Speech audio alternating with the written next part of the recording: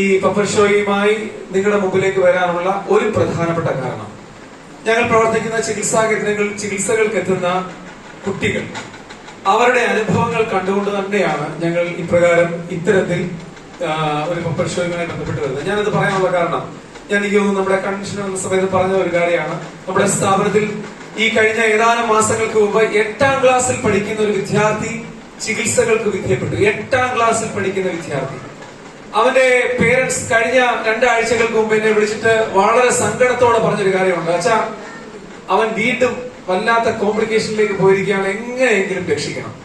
ആ പേരൻസിന്റെ സങ്കടം വല്ലാത്ത ഒരു സങ്കടമാണ്. പ്രിയമുള്ള കുഞ്ഞുങ്ങളെ, നിങ്ങളെ വലിയ പ്രതീക്ഷയോടെ വേണം നിങ്ങളുടെ മാതാപിതാക്കൾ വളർത്തുന്നത്, അല്ലെ? നിങ്ങൾക്ക് നിങ്ങളോട് തന്നെ വലിയ പ്രതീക്ഷകളുണ്ട്. പക്ഷേ ഈ പ്രതീക്ഷകളെല്ലാം ലഹരികളിൽ വീണുപോയാൽ അസ്തമിക്കുന്ന ഒരു തരത്തിലേക്ക് കാര്യങ്ങൾ എത്തും. നിങ്ങൾക്കറിയാം ഈ ലഹരി വസ്തുക്കൾ എന്താണെന്ന് നിങ്ങൾക്കറിയാം, അല്ലെ? നിങ്ങൾക്കറിയാവുന്ന ലഹരി വസ്തുക്കളുടെ പേരൊക്കെ ഇത് പെട്ടെന്ന് പറഞ്ഞേ. മദ്യം. ഈ മദ്യം തന്നെ നമ്മുടെ വീട്ടിലെ ഫ്രിഡ്ജിനകത്ത് പപ്പ ആരും കാണാൻ കഴിക്കുന്ന ഏത് ബ്രാൻഡായിരുന്നു? നമ്മുടെ വീട്ടിൽ ഇരിക്കുന്നില്ല, നമുക്ക്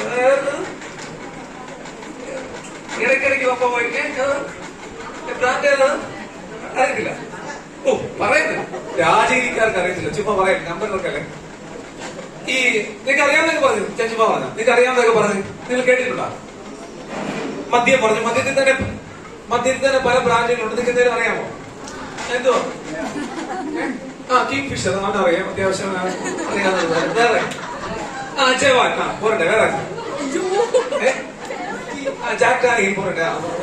വലിയ വലിയ ബ്രാൻഡുകളെ അറിയത്തുള്ളൂ പിള്ളേർ കേട്ടോ, ചെറുതൊന്നും അറിയത്തില്ല. ഞാൻ ഈ വിവിഎസിൽ ഇങ്ങനെ പോകുന്ന സമയത്ത് കുട്ടികളോടൊക്കെ ചോദിക്കാറുണ്ട്, ഞങ്ങൾക്ക് പോലും അറിയാത്ത ബ്രാൻഡുകളാണ് പിള്ളേർ. ഡാഡി വിൽസൺ, അത് ഞങ്ങൾക്ക് അറിയാവുന്ന ഒരു ബ്രാൻഡ്. നമ്മൾ ഈ ലേറ്റസ്റ്റ് ആയിട്ട് ഇറങ്ങുന്ന പല ബ്രാൻഡുകളും വളരെ കൃത്യമായ രീതിയിൽ കുട്ടികൾക്ക് അറിയാവുന്നതാണ്. അതുപോലെ കുട്ടികളുടെ ഇടയിൽ വളരെ കോമൺ ആയി സ്കൂളുകളിലൊക്കെ ഉള്ളൊരു ലഹരി വസ്തു ഉണ്ടല്ലോ, പാൻ മസാല വിഭാഗത്തിൽപ്പെട്ട കഞ്ചാവല്ല, ശംഭു അല്ല. ഓ, ശംഭു പഴയ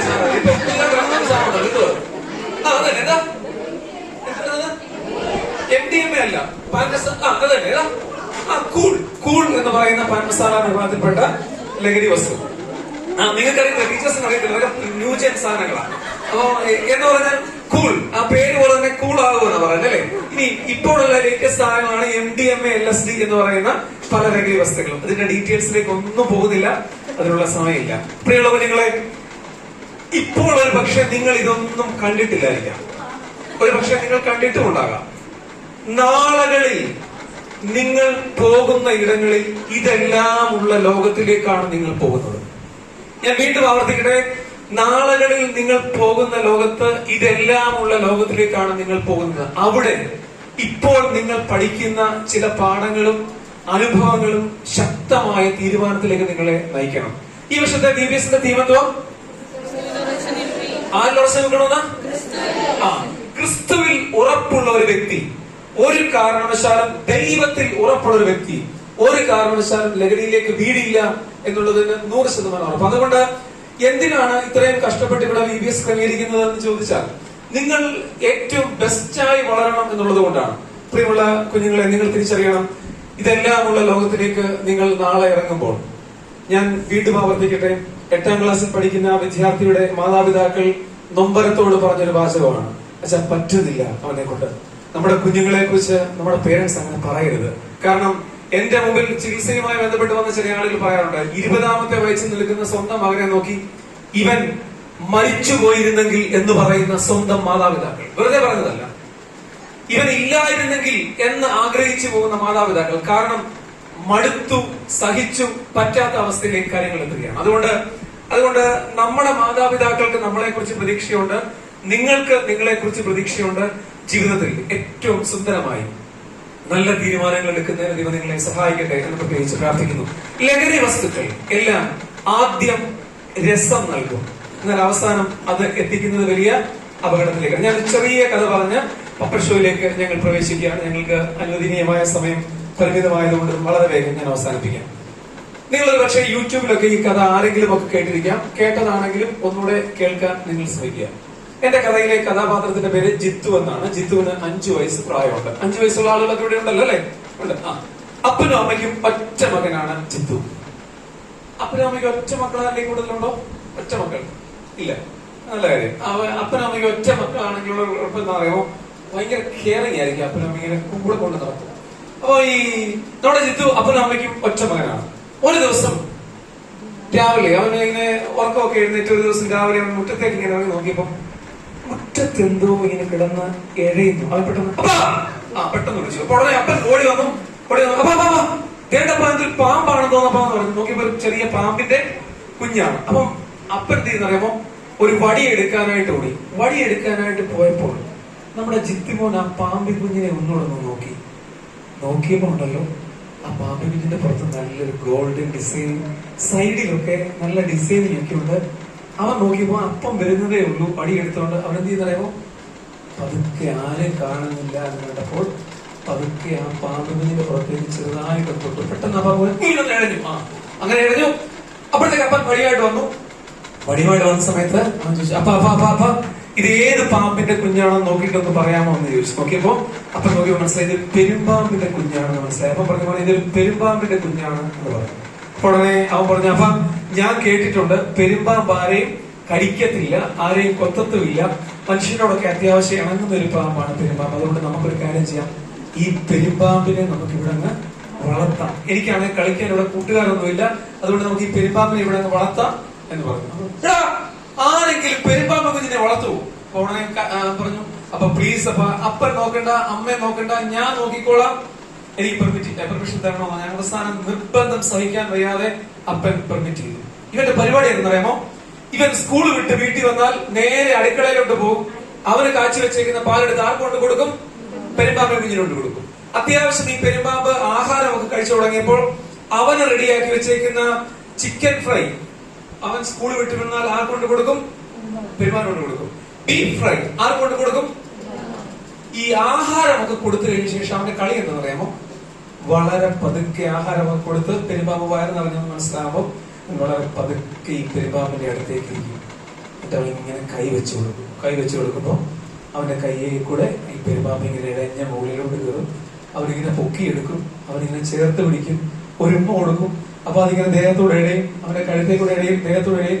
ഭയങ്കര സന്തോഷമാണ്. അവന് പേടിയില്ല, അവന്റെ വീട്ടുകാർക്ക് പേടിയില്ല, എല്ലാവർക്കും വലിയ സന്തോഷമാണ്. രാത്രിയിൽ നമ്മുടെ ജിത്തുമോൻ ഉറങ്ങാൻ കിടക്കുമ്പോൾ, പുതപ്പൊക്കെ മൂടിക്കിടന്ന് ഉറങ്ങുമ്പോൾ നമ്മുടെ പെരുമ്പാമ്പുണ്ടല്ലോ ആരും കാണാതെ ഇങ്ങനെ പതുക്കെ ഇഴഞ്ഞു വന്ന് നമ്മുടെ ജിത്തുമോനോട് ചേർന്ന് കിടക്കും. അങ്ങനെ ഇത് തമ്മിൽ ക്ലോസ് ഫ്രണ്ട്സ് ആണ്. വലിയ ഇഷ്ടമാണ് ഈ ജിത്തുവിന് പെരുമ്പാമ്പിനും അതുപോലെ തന്നെ ജിത്തുവിനും വലിയ ഇഷ്ടമാണ്. അങ്ങനെ ദിവസങ്ങൾ, മാസങ്ങൾ, വർഷങ്ങൾ പിന്നിട്ടു. 3 വർഷം കഴിഞ്ഞപ്പോൾ നമ്മുടെ ജിത്തുവിന് എത്ര വയസ്സായി കാണും? 8 വയസ്സ്. Very good. 8 വയസ്സായി നമ്മുടെ പെരുമ്പാമ്പ് കുഞ്ഞ് വളർന്ന് വലിയൊരു പെരുമ്പാമ്പായിട്ട് മാറി. ഒരു ദിവസം ജിത്തു സ്കൂൾ വിട്ട് വീട്ടിൽ വന്നപ്പോൾ അടുക്കളയിൽ പോയി നോക്കിയപ്പോൾ ചിക്കൻ ഫ്രൈ ഇരിപ്പുണ്ട്. പെട്ടെന്ന് ഒരു പ്ലേറ്റിനകത്ത് ആക്കിക്കൊണ്ട് നമ്മുടെ പെരുമ്പാമ്പ് കുട്ടിനെ കൊണ്ട് കൊടുത്തു. പെരുമ്പാമ്പ് ഇങ്ങനെ തല പൊക്കി നോക്കി.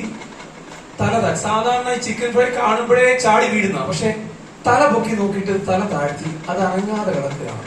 അപ്പൊ നമ്മുടെ ജിത്തുവിന് എന്തോ ഒരു അസ്വസ്ഥത തോന്നി. കാരണം ഇതിന്റെ ശാരീരിക ബുദ്ധിമുട്ടായിരിക്കും എന്ന് വിചാരിച്ചു. സെക്കൻഡ് ഡേ അന്ന് അനങ്ങിയതേ ഇല്ല പെരുമ്പാമ്പ്. സെക്കൻഡ് ഡേ അവൻ സ്കൂൾ വിട്ട് വീട്ടിൽ വന്ന സമയത്ത് ബീഫ് ഫ്രൈ ഇരിപ്പുണ്ട്, അത് കൊണ്ട് കൊടുത്തു. പക്ഷെ ബീഫ് ഫ്രൈ കണ്ടിട്ടും നമ്മുടെ പെരുമ്പാമ്പ് തല പൊക്കി നോക്കിയതല്ലാതെ അനങ്ങുന്നില്ല. 3-ാമത്തെ ദിവസം അവന് ഏറ്റവും ഇഷ്ടപ്പെട്ട ആഹാരം തന്നെ കൊണ്ട് കൊടുത്തു, അന്നേരവും അത് അനങ്ങിയില്ല. 4th ഡേ അവൻ സ്കൂൾ വിട്ട് വീട്ടിൽ വന്നപ്പോ അപ്പനും അമ്മയും വീട്ടിലില്ല, അവരിവിടെ പോയി കാണും. അവൻ നോക്കിയപ്പോ ചിക്കൻ ഫ്രൈ ഉണ്ട്, എടുത്തോണ്ട് കൊടുത്ത് നമ്മുടെ പെരുമ്പാമ്പിനെ കൊണ്ട് കൊടുത്തു. പെരുമ്പാമ്പ് ഇങ്ങനെ പതുക്കെ തല പൊക്കി നോക്കി, തല താഴ്ത്തി. എന്നിട്ട് അറിയുമോ, ഈ പെരുമ്പാമ്പ് വളരെ സ്ലോലി ഒന്ന് മൂവ് ചെയ്യാൻ തുടങ്ങി. അവന് വലിയ സന്തോഷമായി. കാരണം 3 ദിവസമായിട്ട് അനങ്ങാതെ കിടക്കുന്ന അവന്റെ പെരുമ്പാമ്പ് അനങ്ങാൻ തുടങ്ങി. അതിങ്ങനെ വളരെ സ്ലോലി എഴഞ്ഞു വന്ന് നമ്മുടെ ജിത്തുവിന്റെ കാലിന്റെ സൈഡിലേക്ക് വന്ന് കാലെ ചെറുതായിട്ടൊന്ന് ടച്ച് ചെയ്തു. അപ്പോൾ ജിത്തുവിന് വലിയ സന്തോഷമായി. ജിത്തു എന്ന് പറയുമ്പോ ആ പെരുമ്പാമ്പിന്റെ പുറത്തൊന്ന് തലോടി കൊടുത്തപ്പോൾ ആ പെരുമ്പാമ്പ് അവന്റെ കാലയിൽ കൂടെ പതിയെ ഇഴഞ്ഞ് മുകളിലേക്ക് കയറാൻ തുടങ്ങി. അന്നേരം അവന് ഒത്തിരി സന്തോഷം തോന്നി. കാരണം കുറെ ദിവസമായി അങ്ങനെ കളിച്ചിട്ട് അവൻ അതിന്റെ പുറത്തൊന്നുകൂടെ തലോടി കൊടുത്തു. അപ്പൊ അത് ഈ പെരുമ്പാമ്പ് ഇങ്ങനെ ഇഴഞ്ഞ് മുകളിലേക്ക് കയറി. ഈ അരയുടെ ഒരു ഭാഗം എത്തിയ സമയത്ത് ഒരു പ്രാവശ്യം ജിത്തുമോനെ ആ പെരുമ്പാമ്പ് ഒന്ന് ചുറ്റി.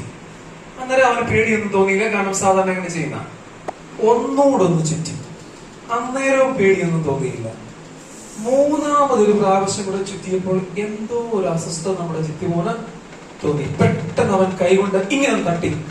പക്ഷെ പെരുമ്പാമ്പ് താഴെ വീണില്ല എന്ന് മാത്രമല്ല, അവനെ കുറച്ചുകൂടെ ടൈറ്റ് ആക്കാൻ തുടങ്ങി. അതിനാണ് അവൻ പെട്ടെന്ന് ഓർത്തത്. അവൻ മനസ്സിലാക്കിയിട്ടുണ്ട്, പെരുമ്പാമ്പ് ഇരയെ വിഴുങ്ങുന്നത് അസ്ഥികളെല്ലാം ഒടിച്ചിട്ടാണ് വിഴുങ്ങുന്നത് കേട്ടിട്ടുണ്ട്. അവൻ മനസ്സിലായത് അപകടമാണ്. പെട്ടെന്ന് അവൻ അപ്പാ അമ്മ പെട്ടെന്ന് വിളിച്ചു. അപ്പനമ്മ വീട്ടിലുണ്ടോ? ഇല്ല. പെട്ടെന്ന് ഇവനെ കൊണ്ട് പെട്ടെന്ന് ഈ പെരുമ്പാമ്പ് താഴേക്ക് വീണു. അവൻ കുതിരയെ ഓടാനായിട്ട് ശ്രമിച്ചു, പക്ഷെ സാധിച്ചില്ല. അവൻ നിലവിളിക്കാൻ തുടങ്ങി. പെരുമ്പാമ്പ് ഓരോ നിമിഷവും അവനെ വളരെ ടൈറ്റ് ആക്കിക്കൊണ്ടിരുന്നു. അവസാനം അവന്റെ അസ്ഥികളെല്ലാം ഒടിച്ചു. ആ കഥ അവസാനിക്കുന്ന പ്രിയപ്പെട്ട കുഞ്ഞുങ്ങളെ, അവൻ പാല് കൊടുത്ത്, അവൻ ചിക്കൻ കൊടുത്ത്, അവൻ ബീഫ് കൊടുത്ത് വളർത്തിയ പെരുമ്പാമ്പ് അവനെ വിഴുങ്ങി എന്നുള്ളതാണ് കഥ. പ്രിയപ്പെട്ട കുഞ്ഞുങ്ങൾ, ഇതൊരു കഥയായിരിക്കാം, പക്ഷെ ഈ കഥയിൽ വലിയൊരു മർമ്മം അടങ്ങിയിട്ടുണ്ട്. ആ മർമ്മം വേറൊന്നുമില്ല. ലഹരി വസ്തുക്കൾ ആദ്യം ഇതുപോലെയാണ്. അതിന്റെ പുറത്തെ ഗോൾഡൻ കളർ കാണാൻ, സൈഡിലെ ഡിസൈനിങ് കാണാൻ നല്ല രസമാണ്. നിങ്ങൾ നോക്കുമ്പോ നമ്മുടെ അപ്പന്മാരൊക്കെ വായിലൂടെ പുക വിടുന്നു, പിന്നെ മൂക്കിലൂടെ പുക വിടുന്നു, പിന്നെ ഇത് വിടേണ്ടി വിടും. വേറെ ഇങ്ങോട്ട് വിടത്തില്ല. ഇതിങ്ങനെ ഇങ്ങനെ പറത്തി കളിക്കുന്ന കാണാൻ നല്ല രസമാണ്. അപ്പൻ ചെയ്യുന്നുണ്ടല്ലോ, ഈ അപ്പൻ ചെയ്യുന്നോണ്ട് ചെയ്യണ്ട. അപ്പൻ അല്ലെങ്കിൽ നമ്മുടെ അമ്മാച്ചൻ ഇത് ചെയ്യുന്നുണ്ടല്ലോ, അമ്മാച്ചനും അപ്പനൊക്കെ അവിടെ നിൽക്കട്ടെ. മക്കളെ, ലഹരി വസ്തുക്കൾ ആദ്യം എല്ലാം കൗതുകം നൽകാറുണ്ട്, രസം നൽകാറുണ്ട്. പക്ഷെ അവസാനം നിങ്ങളുടെ ജീവിതം തന്നെ ഇല്ലാതെയാകും എന്നുള്ളതിന് സംശയമില്ല. ഇത് അച്ഛൻ പറയുന്നത് വേറെ ഒരു തരത്തിലുമല്ല. എല്ലാ ദിവസവും ഇങ്ങനെയുള്ള ആളുകളെ നിരന്തരം കാണുന്നതുകൊണ്ടാണ്. എനിക്ക് എന്റെ പ്രിയപ്പെട്ട കൂട്ടുകാരോട് ഒരു അപേക്ഷയാണുള്ളത്. അത് വേറൊന്നുമല്ല. നാളെ നിങ്ങൾ ജീവിതത്തിൽ ഒരു തരത്തിലുള്ള ലഹരി വസ്തുക്കളും പരീക്ഷണത്തിന് പോലും ഉപയോഗിക്കരുതെന്നുള്ളൊരു അപേക്ഷ. കാരണം വീണുപോയാൽ, പെട്ടുപോയാൽ തിരികെ വരിക എന്ന് പറയുന്നത് എളുപ്പമല്ല. കാരണം ഞങ്ങൾ ഈ ചികിത്സാ മേഖലയിൽ നിൽക്കുന്നതുകൊണ്ടാണ് പറയുന്നത്. വീണുപോയാൽ, പെട്ടുപോയാൽ തിരികെ വരിക എന്ന് പറയുന്നത് അത്ര എളുപ്പമുള്ള കാര്യമല്ല.